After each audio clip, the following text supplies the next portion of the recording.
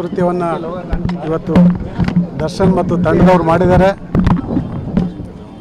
ಇದನ್ನು ಪ್ರತಿಯೊಬ್ಬರು ಸಹ ನಮ್ಮ ಸಮಾಜದವರಿರ್ಬೋದು ಅಥವಾ ಇತರೆ ಸಮಾಜ, ಕೇವಲ ಇದು ಒಂದು ಸಮಾಜಕ್ಕೆ ಸೇರಿದ ವ್ಯಕ್ತಿಯ ಕೊಲೆ ಅಲ್ಲ, ಇದು ಮಾನವೀಯತೆಯ ಕೊಲೆ, ಇದು ಮನುಷ್ಯತ್ವದ ಕೊಲೆ ಆಗಿದೆ.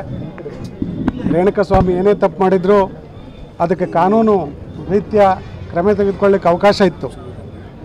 ನ್ಯಾಯಾಲಯ ಇತ್ತು, ಪೊಲೀಸ್ ಇತ್ತು, ಸಾಕಷ್ಟು ಕಾನೂನುಗಳಿದ್ವು. ಆ ಮೂಲಕ